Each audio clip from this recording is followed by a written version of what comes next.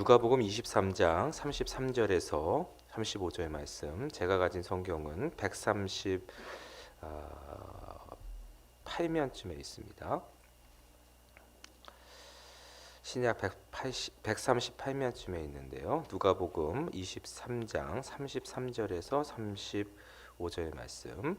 저와 여러분들이 한 절씩 교독하겠습니다. 제가 먼저 33절을 읽겠습니다.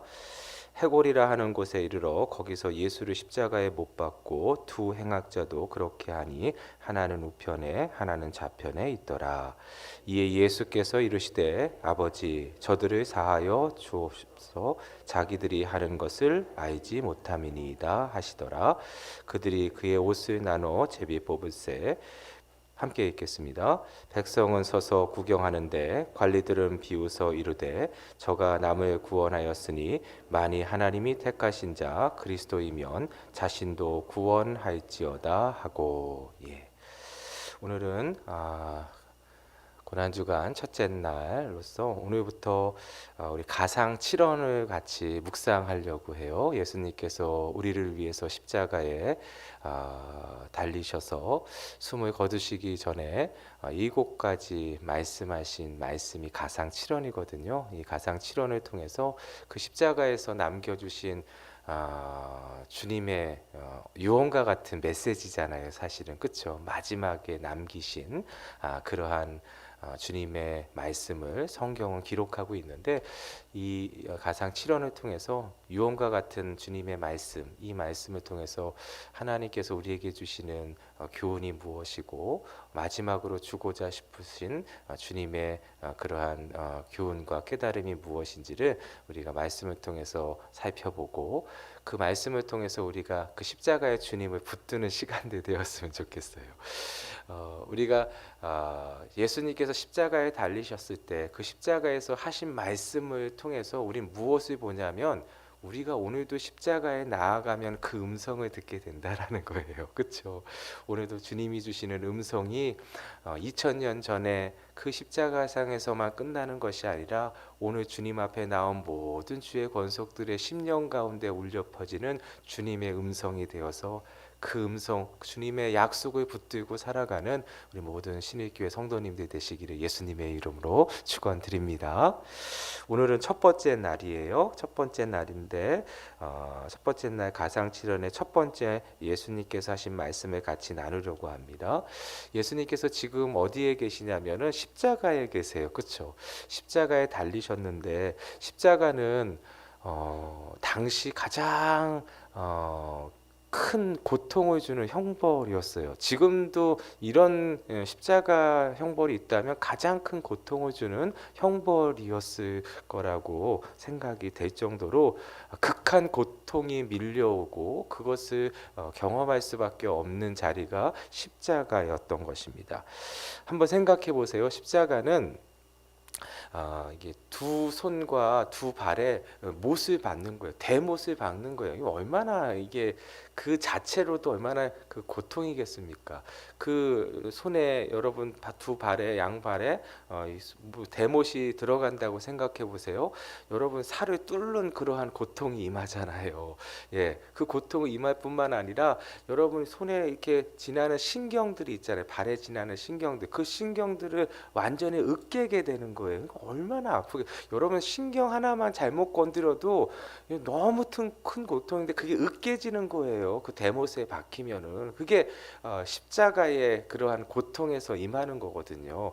그런데 여러분 한번 생각해 보세요.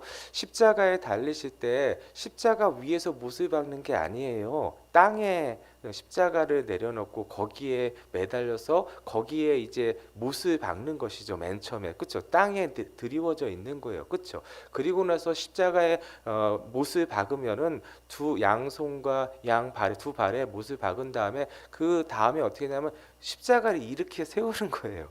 이렇게 세우면 어떻게 되냐면 못에 박혀서 고정이 되어 있잖아요. 고정이 되어 있으면 위로 올리게 되면 십자가를 올리게 되면은 여러분 하중이 어디를 향하냐면 아래를 향하게 되는 거예요. 십자가에 이렇게 못이 박혀서 아래로 향하게 되면 결국 어떻게 되냐면 몸이 밑으로 내려가게 되는 것이죠. 그러니까 얼마나 큰 고통이겠어요, 그렇죠? 여러분 몸 내려가면은 힘이 없기 때문에 여러분 어깨가 탈골이 된다고 해요. 어깨가 탈골이 되고 이 가슴뼈가 내려앉게 되니까 그래서 어떻게 되면 이 폐를 찌르게 된다고 해요. 폐를 찌르게 되면 여러분 폐를 찌르면 그 큰 고통이 임할 뿐만 아니라 더 큰 고통은 무엇이냐면 숨을 쉴 수가 없는 거예요. 폐를 찌르니까. 그러니까 엄청난 고통이 임해서 숨을 쉴 수 없는 그러한 고통이 임하니까 어쩔 바를 모르는 그러니까 반사적으로 어떻게 되냐면 숨을 쉬기 위해서 몸을 올리려고 한단 말이죠. 몸을 올리려고 하면은 여러분 그 발에 못이 박혀져 있잖아요. 양발에. 그러니까 그 양발에 못이 박혀 있게 되면 몸을 위로 올릴 때 이루 말할 수 없는 고통이 임하는 그게 십자가라는 거예요. 그래서 이러지도 못하고 저러지도 못하는 그 고통이 계속되다가 결국에는 심장마비로 죽게 되는 형벌이 이 십자가라는 거예요. 그래서 당시에도 그렇고 여러분 가장 큰 고통을 주는 그런 형벌은 십자가라고 모든 사람들이 그렇게 이야기할 정도로 굉장히 극한 그러한 고통이 임하는 것이 십자가라는 거예요. 오늘 예수님께서 그 십자가 위에 달리셨다라고 성경은 우리에게 말씀해 주시고 계십니다. 그런데 그 고통의 정점인 십자가에서 예수님께서 말씀하신 게 오늘 본문에 나타나 있고 그 첫 번째 말씀이 34절에 기록되어 있는 거예요. 34절에 어떤 말씀을 하셨는지를 같이 한번 더 읽어보겠습니다. 시작. 아버지 저들을 사하여 주옵소서. 자기들이 하는 것을 알지 못함이니이다. 고통의 정점에서 예수님께서 하신 것이 무엇인지 오늘 정확하게 기록하고 있는데 여러분 그건 무엇이냐면 기도하셨다라는 거예요. 그렇죠?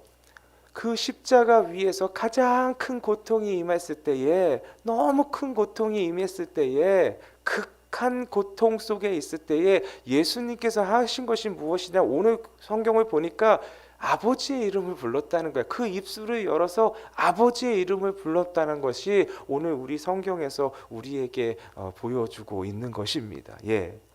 여러분 오늘 이것을 통해서 먼저 생각해 볼 것이 있어요. 아하 그렇구나. 주님은 고통의 정점에서도 기도하셨구나 하는 것을 우리가 알게 되는 거예요. 예. 고통의 정점에서 가장 힘들 때 예수님이 하신 것은 무엇이냐면 기도하셨다라는 거예요. 여러분 사실은 우리 인생을 보면 저도 보면은요 그런 경우가 가끔 있잖아요. 뭐 문을 닫다가 문에 손이 이게 끼일 때가 있잖아요. 생각만 해도 너무 막 그렇게 아프잖아요. 그렇죠? 예, 여러분 문에 손이 끼면은요 아무 생각도 못 해요. 예. 너무너무 아파서 온몸이 그냥 그 고통에 반응을 해서 아무 생각도 못하는 게 그 인생이더라고요. 예, 가끔 왜 베란다 문 닫다가 손이 낄 때가 있잖아요. 너무 아프더라고요. 예. 그때는 아무 생각도 안 나는 거야. 그냥 그 아픔과 고통 때문에 뭐 다른 거 생각할 수도 없는 게 그게 저고 그게 인생이더라고요. 그렇죠? 예. 예수님도 마찬가지. 그 십자가에 달리셨는데 무슨 생각이 있어요? 너무 큰 고통밖에 없는데 여러분 이루 말할 수 없는 고통이 계속해서 오는 거예요. 그 고통 가운데 무슨 생각을 할 수 있고 그런데 예수님이 하신 것은 무엇이냐면 그 마지막 순간에 기도하셨다라는 거예요. 어떻게 그게 가능할까 하는 거예요. 여러분 예수님이 이러한 고통의 정점에도 기도하실 수 있었던 이유는 무엇이냐면 예수님의 삶 자체가 기도였었기 때문에 그래요. 이때만 기도하신 것이 아니에요. 결정적인 이때에만 기도하신 것이 아니라 늘 기도하셨기 때문에 예수님의 삶은 기도셨기 때문에 이 고통의 정점에서도 예수님은 기도하실 수 있었던 것이라는 거예요. 할렐루야. 오늘도 마찬가지예요. 여러분 우리에게 여러분 예수 그리스도를 따라가는 인생이 되기를 원한다면 오늘도 예수님을 닮는 인생이 되기를 원한다면 여러분 기도하는 인생이 되시기를 예수님의 이름으로 축원드립니다. 예수님이 보여주신 게 그거예요. 기도하는 거예요. 기도. 그런데 여러분 기도해야 된다라는 거 우리가 다 잘 알고 있는데 여러분 기도하는 것이 쉽지가 않아요. 예. 그리고 참 저를 보니까 여러분 제가 믿음이 연약해서 그런지 부족해서 그런지 삐지면 기도를 안 해요. 예. 근데 잘 삐져요 하나님 앞에. 예. 어떻게 삐지냐면 예상치 않은 일이 나에게 닥치면 삐져요. 예. 그것 때문에 합력하여 선을 이루시는 하나님을 바라보며 하나님 앞에 기도하는 것이 아니라 하나님께서 역사해 주실 거야, 일으켜 주실 거야, 이것을 통한 깨달음을 주실 거야 하면서 하나님 앞에 나아가는 것이 아니라 삐져요. 삐져서 어떻게 하냐면, 왜 이런 일이 나한테 일어납니까?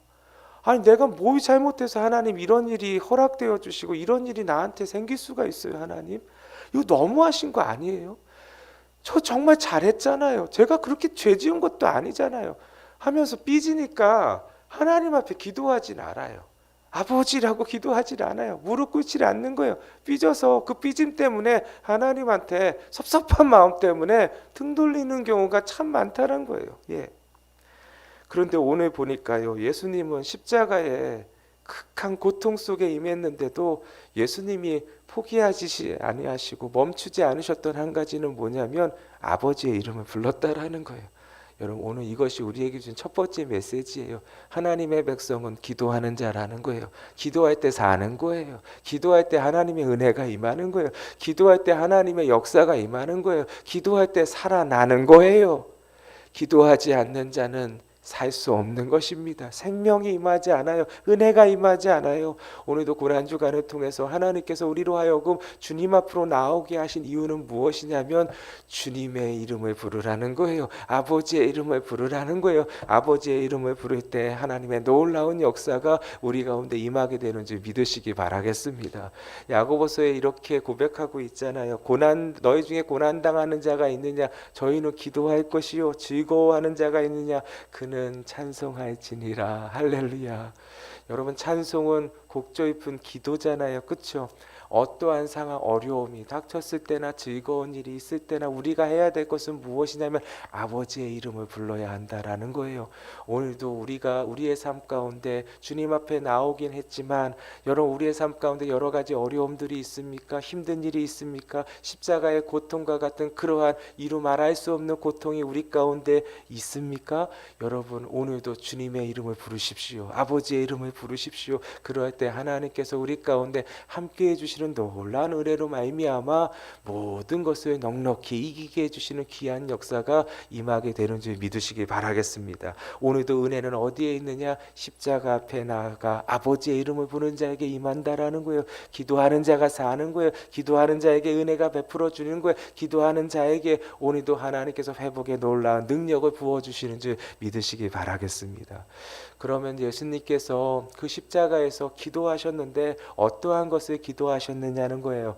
예수님께서 기도하신 내용을 우리가 같이 한번 살펴보았으면 좋겠습니다. 다시 한번 예수님의 첫 번째 우리 기도의 내용을 같이 한번 읽어보겠습니다. 다시 34절 말씀 아버지 같이 읽어볼까요? 시작. 아버지 저들을 사하여 주옵소서. 자기들이 하는 것을 알지 못함이니이다.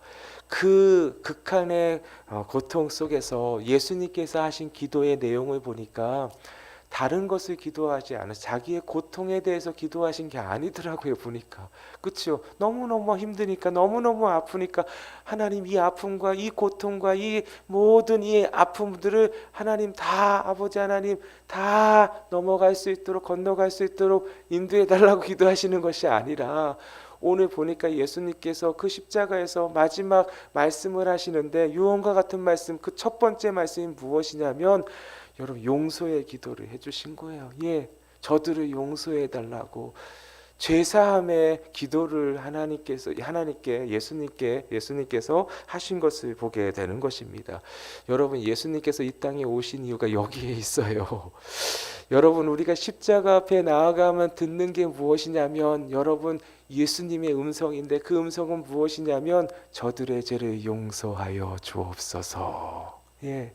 우리가 십자가 앞에 깊이 나아가면 나아갈수록 듣게 되는 것은 무엇이냐면 저들의 죄를 용서하여 주시옵소서, 저들을 사하여 주시옵소서 하는 주님의 음성을 듣게 되는 줄 믿으시기 바라겠습니다. 여러분, 예수님께서 이 땅에 오신 이유는 바로 여기에 있는 거예요. 용서해 주시기 위해서예요.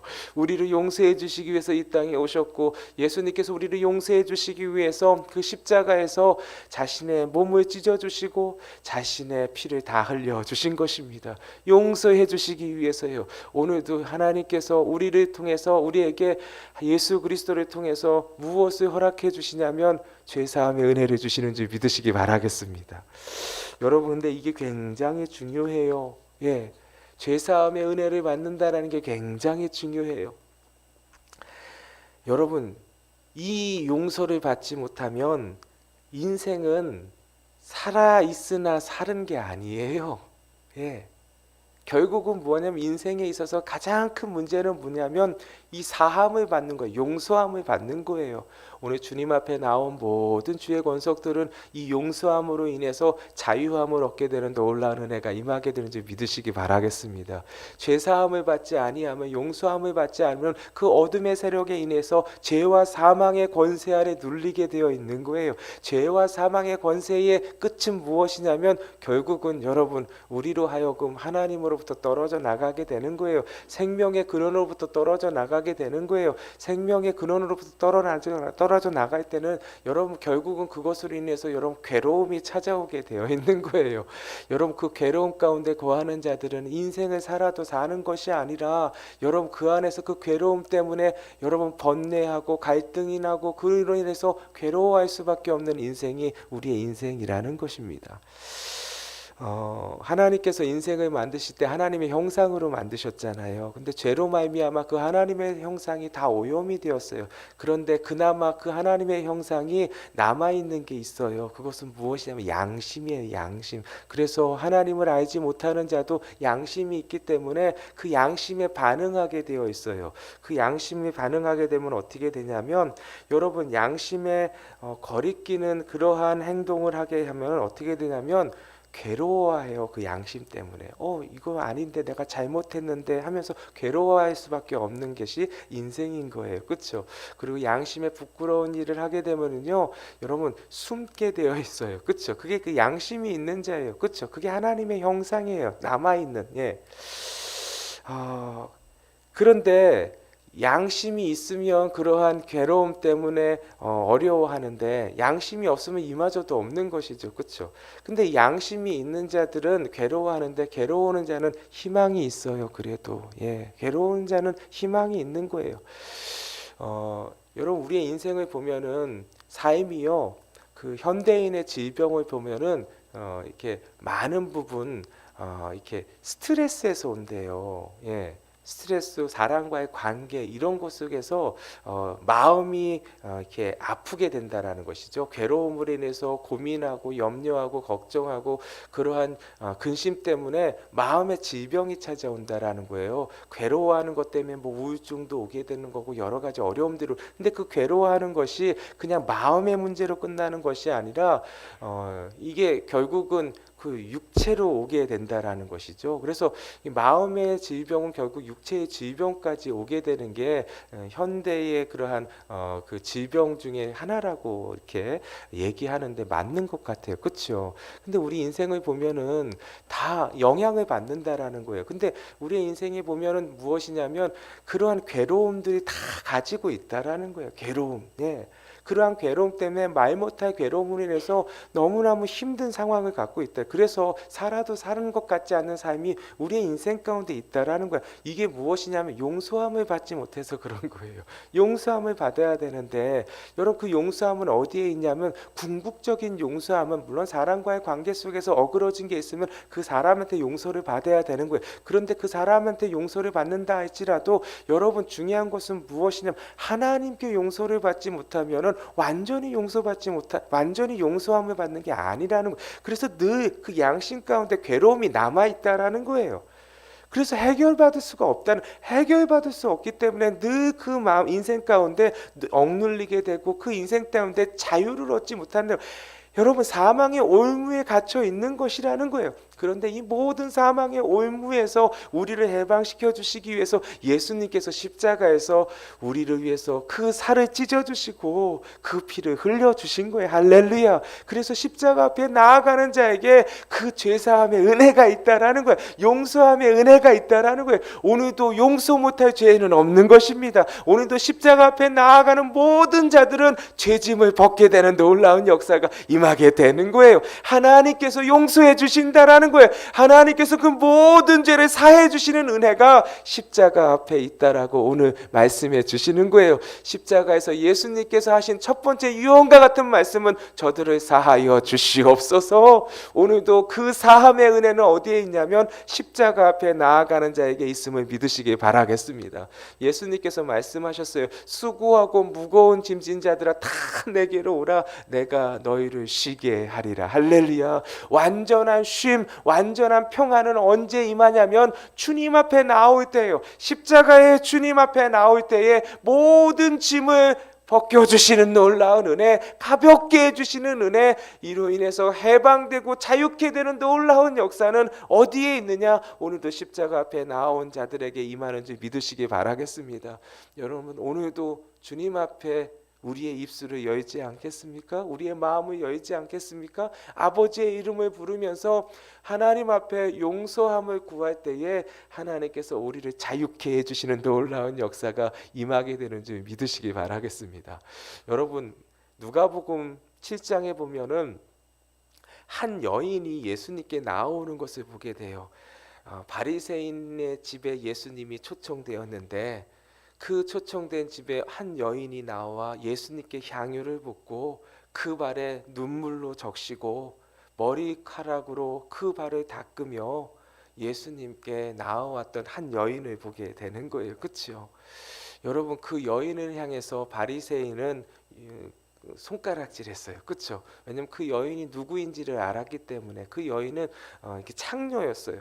당시 창녀는 죄인 중에 죄인이잖아요. 부끄러운 자예요. 함께 있는 것이 부끄러운 거예요. 예, 같이 있기를 싫어하는 거예요. 그러한 자가 예수님께 나와서 그러한 일을 벌이니까 이 바리새인은, 초청한 바리새인은 예수님을 향해서 아니 저 사람이 선지자라면 이 사람이 누군지 단번에 알아봤을 텐데 그것도 모르네. 이 여인은 창녀인데 죄인인데 죄인이 자기한테 와서 향유를 붓고 아니 나는 가까이 하고도 싶지 않은데 어떻게 저런 것을 저렇게 행하게 그냥 놔둘까? 저 사람은 선지자가 아닌가 보다 마음속으로 이렇게 생각한 거예요. 그런데 예수님께서 어떻게 말씀하세요? 그 여인을 칭찬하시는 거예요. 그러면서 하는 말이 있어요. 너는 내가 들어왔을 때, 그 바리새인, 초청한 바리새인한테 말하는 거예요. 너는 내가 들어왔을 때 손을 씻은 물도 주지 않고 발을 씻은 물도 주지 않았는데 이 여인은 나한테 와서 자기의 눈물로 내 발을 적시고 자기의 머리카락으로 내 발을 닦았다라는 거예요. 예, 할렐루야. 예, 그러할 때 예수님께서 그 여인에게 하신 말씀이 있어요. 그 여인에게 하신 말씀은 무엇이냐면 내 죄사함을 받았느니라. 할렐루야. 이 여인이 찾아온 건 한 가지예요. 마음속에 고통이 있어요. 풀리지 않는, 해결받지 못하는 고통이 있었어. 모든 사람들이 자신의 행동으로 인해서 손가락질했어요. 살아도 사는 것이 아니었어요. 이 사람은 살 수가 없었던 거예요. 그치요? 이 사람들은 사람들과 같이 만날 수도 없어요. 만약에 만나면 눈길을 마주치면 이상한 눈으로 보는 게 너무너무 싫었던 거예요. 그래서 사람들을 기피할 수밖에 없었던 사람이, 그가 예수님께 온 이유는 단 한 가지예요. 주님께로 나오면 내 마음의 그 짐들을 주님께서 아실 거니까 주님 앞에 나온 거예요. 그때 예수님께서는 그 여인의 그 아픔이 무엇인지, 고통이 무엇인지를 아셨던 거예요. 그래서 예수님께서 하시는 말씀은 무엇이냐면 내 죄사함을 받았느니라. 할렐루야. 오늘도 주님 앞에 나와 주님의 발 앞에 눈물로 그 발을 적시며 그 주님을 붙드는 자에게 죄사함의 은혜가 있게 하여 주시는 놀라운 역사가 오늘 이 시간 우리 가운데 임하게 될 줄 믿습니다. 그러할 때 참된 평안과 참된 하나님의 놀라운 은혜가 우리를 붙드셔서 우리로 하여금 자유케 해주시는 놀라운 역사를 펼쳐주시는 귀한 역사가 우리 인생 가운데, 우리의 가정 가운데 임하게 될 줄 믿습니다. 그 은혜로 살아가는 저와 여러분들 되시기를 예수님의 이름으로 축원드립니다.